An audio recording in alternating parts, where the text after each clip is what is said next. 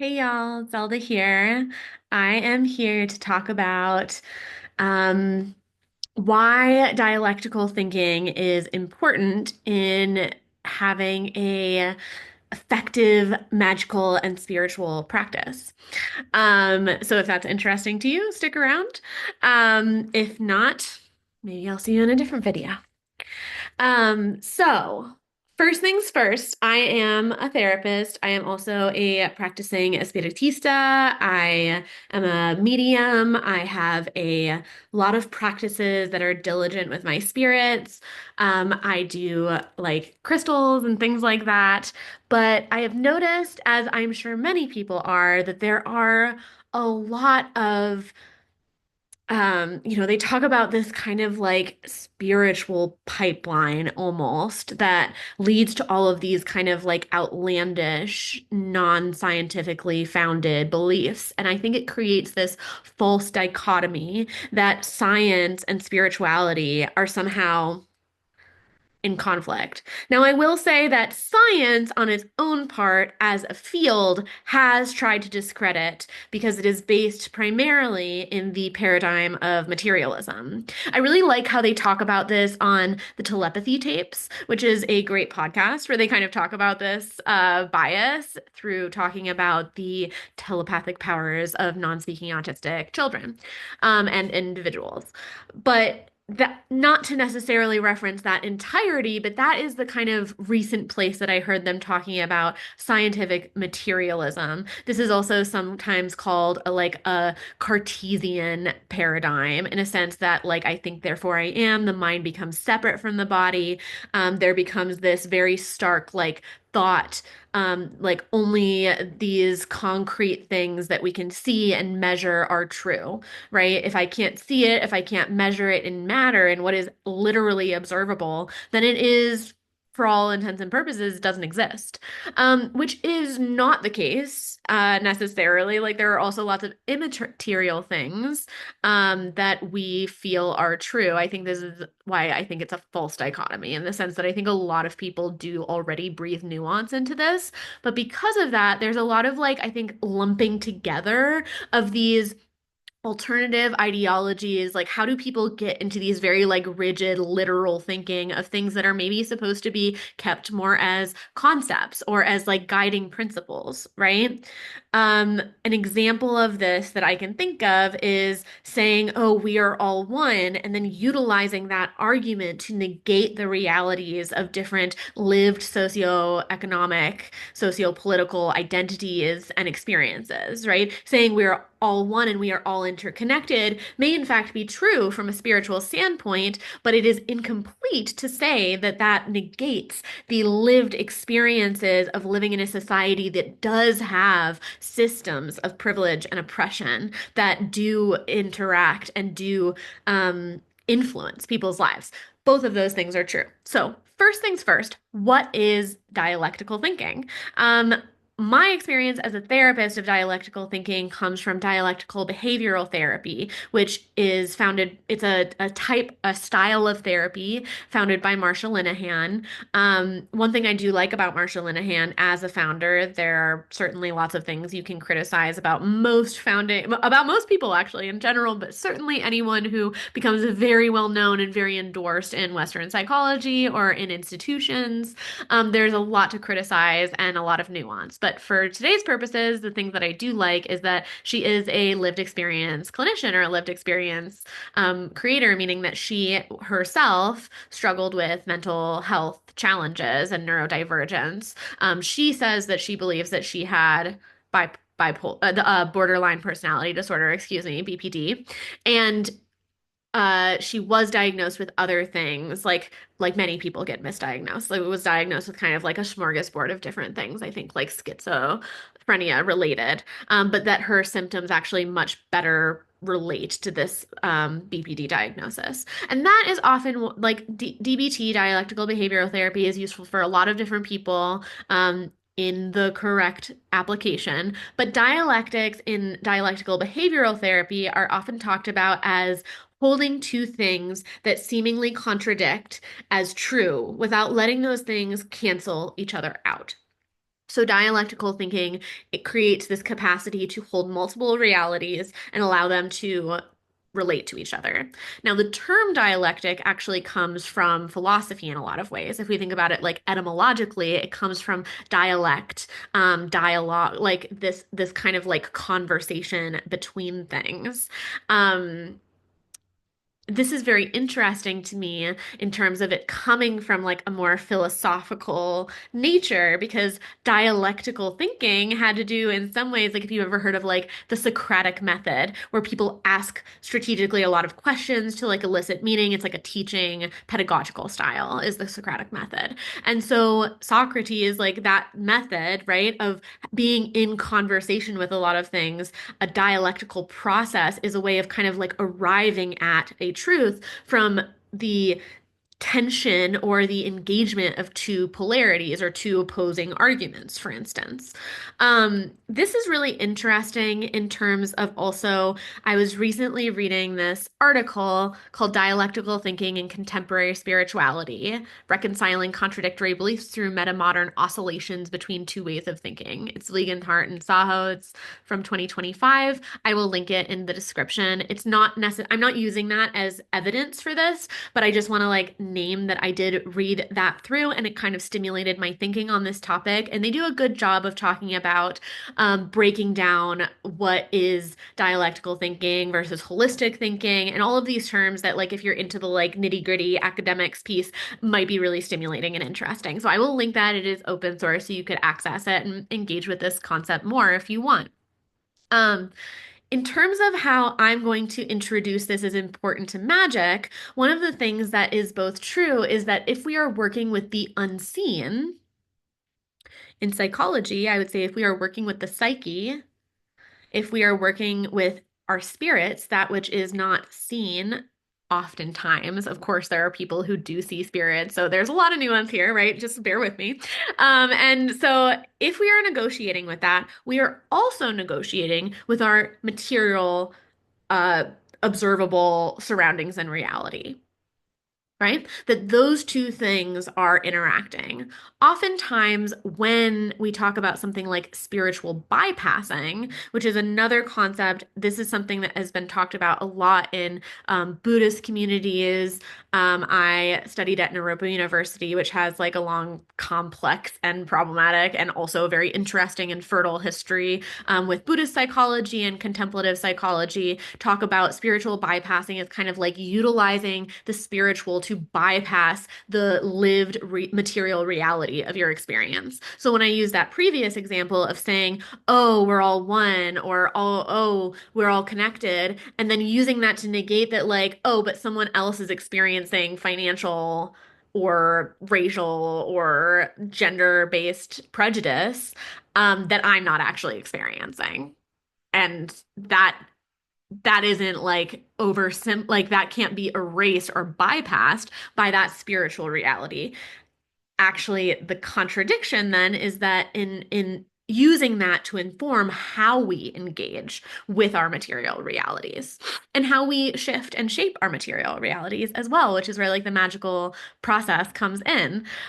In spirit, this is a way that I think that the objective and subjective dynamic gets really like skewed is that people might have a spiritual experience, they might meet a spiritual teacher, they might learn something from, oh, I don't know, a video on the internet, and they might, integrate that, and it makes so much sense in their reality that they kind of like reconstruct their worldview around it without actually creating and letting the tension exist between the things that they know to be true or have known to be true or the science like the scientific things that we have proven and the things that we believe, right? Believing or having faith or having a first person experience spiritually can be a known experience.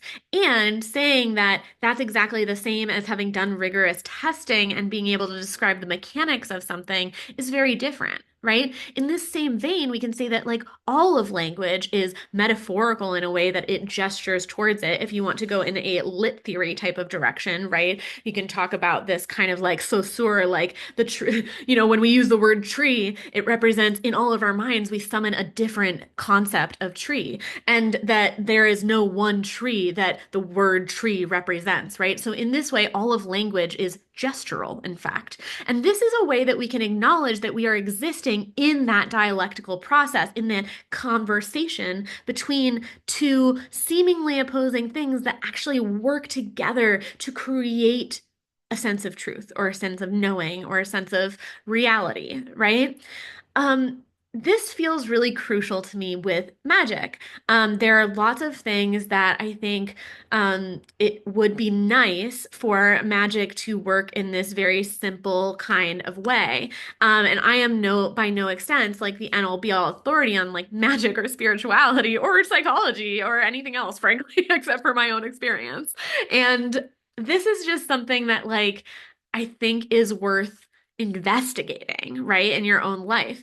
And this tension. So, for example, with my own spiritual practice, I think a really good way to consider this is like balancing intuition and balancing um like cognitive intellectually oriented decision making, right? Intuitive, like bottom up decision making, and cognitive, top down decision making. Both of these on their own have actual inherent flaws. They both are valid, they both are useful and worthy as ways to gather information. But if your lived experience and your top down, if one has to completely override and cancel out the other, that would not be considered dialectical thinking. That would be more polarized. Sometimes when I'm talking about this, I talk about this as non-binary thinking because there also is this aspect of you're not existing in either of these poles. You're actually existing in this experience of how you relate to them and how you engage and how you choose to step away from that. Dialectical thinking is another great way. And in this article, they also suggest holistic thinking is perhaps a better terminology for this because rather than balancing between a couple things, it's like you're taking all of these things into consideration, which certainly dialectical behavioral therapy didn't necessarily have all of that nuance, even though they were intending some of that because they were basically building in mindfulness and all of these other tools to help with the process of cognitive diffusion, which is basically like not having one of these cancel each other out, but allowing them to diffuse or diffuse. I like both of those, but I think technically it's diffuse. And allow you to kind of hold both of those. One that's often given in dialectical behavioral therapy is I am doing my best with the tools that I have available and I want to do better. Those things can both be true. In fact, saying them together makes the statement more true than doubling down on one or the other, right? Saying, I want to do better kind of negates the reality that we have done the best with the experience we could in the time. Saying, I have done the best with my experience in the time doesn't necessarily capture the fact that that still feels like a step that wants to be made forward. Now, how does this apply to spirituality? So, one thing that I see a lot in spiritual spaces, especially in my experience with more non-ethical kind of spiritual practitioners or practitioners who don't are kind of like anti-science in a way, which is kind of a very interesting, like that's a very polarizing aspect. And there's a lot of polarization in our world. There's polarizing politics, there's polarizing spirituality and religion. Like there's polarizing views on relationship and gender and there's all sorts of polarization happening, but that's what we're talking about is how we kind of like get and gather like the useful information to move forward, right? And so, okay, how I lost my train of thought. Right. Okay. So if we were going to use the example, something that I've observed with spiritual practitioners that don't really have some sense of this is you might sit with someone. This actually has happened to me before, actually, is that I would sit with someone and I would have this kind of like internal trance experience. I have a lot of internal imagery, a lot of visions and experience like that. And a way that I always had a hard time, I actually was kind of on the opposite end for a lot of the times where I had a really hard time trusting that at all because I couldn't prove it. I couldn't disprove it even really. And so it felt very like, oh, I don't really get to have that experience. And this felt like the opposite to me, where like the person I would be sitting with, I would have this experience, I would kind of share it, and they would be like, oh, this means that, and that means this, and that means that you are, something that was even delivered to me by a spiritual teacher that I worked with for a time, which kind of helped me move away from them, is that they insinuated that because I had had this experience, that my diagnosis, my medical diagnosis, was actually like a misdiagnosis and it was all spiritual rooted. So a good dialectical thinking like process for this is our spiritual unrest, our mental, emotional, spiritual, non-material, physical unrest can create and influence our physical wellness and well-being. And it is not always the case that, and sometimes our physical health is separate from our spiritual experience, right? This is a way that we allow the nuance to actually exist in that, but allow them to be in conversation with each other to allow them to both help us to make an informed decision. This person thought I should probably stop taking the medication that I was taking because once I was like more spiritually aligned and cleared, that would just like clear up. This person was not a medical professional, but did not have any sort of basis to be able to say that, nor are they the be all end all on like my physical well-being. And people are in very vulnerable positions. And so a lot of times this can happen, right? Someone uses an experience that we have, says, oh, that means this. And it kind of makes sense, right? In the moment, we're very like receptive, sometimes even very suggestible if we're coming out of like a trance state or we're in this kind of very spiritually open, aligned place. And people will say, oh, this is actually what you do with all of this, right? This is actually what all of this means without being curious and being like, what do you think that means to you? How does that factor in? And how is that in conversation with your doctors and the medical information that you do have? Like, how can you gather more evidence, right? Like, this is what I'm talking about and breathing in the nuance, right? And so a lot of times, this actually, I think, hinders our capacity to progress spiritually and to be able to embrace nuance and be able to also like act within our integrity and also be conscientious of the fact that we don't know everything, right? Like this is also, I think, a little bit about like humbleness, not like being not be feeling like you know anything or that you can't be the authority or speak from what you do know, but also acknowledging that like the realities of your experience may not always match other people's, right? And I do think that this lack of capacity to have this thinking, that more of the cognitive rigidity that occurs in spiritual spaces is a bit of like a deficiency or actually like a lack of spiritual development in my mind, in my experience, because it doesn't actually leave room for more, right? It doesn't leave the door open for like this and what else, right?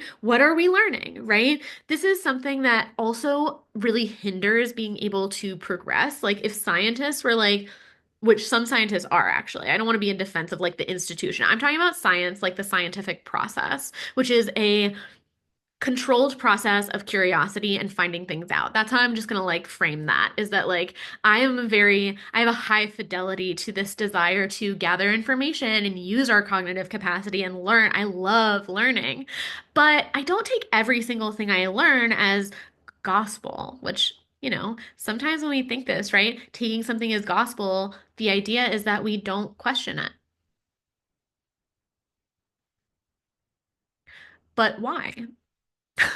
But why not? But wouldn't it be useful, right? And there are certainly, I will not say that that is true of all religions. There are a lot of religions and different spiritual and religious practices where questioning and your relationship to questioning something is a foundational part of the practice. And that's not like my idea. And none of these necessarily are originally my ideas. They're just things I've been thinking about and that I want to share. So, um, So yeah, I think that one way that we can do this is by saying, okay, this is my experience, and that conflicts with this part of my experience. What can I learn about how those things relate to each other? I have learned so much by refusing to erase that experience. In MI, motivational interviewing, one of the modalities that I learn and train and teach in is being able to create more space to exist in ambivalence, this space of being pulled in multiple directions without needing to resolve cognitive dissonance, the feeling of like two things kind of not making sense or not being aligned, which is very uncomfortable. Oftentimes, actually, like it does actually create uncertainty and discomfort to be like, I really 100% believe my spiritual experiences. I believe in my experiences with ancestors.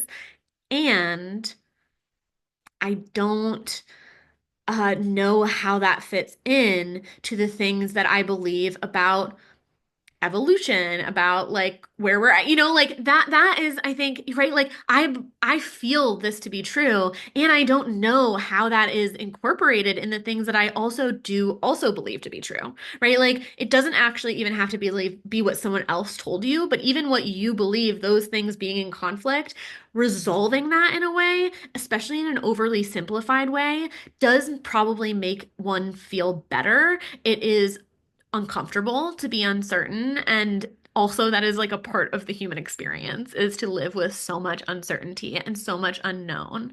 And so that is something that in creating and widening our window of tolerance to be able to hold opposing perspectives and learn from the tension between them, that actually can inform our practice and also can help inform how we kind of progress and move towards what we want to learn more about, what we want to develop.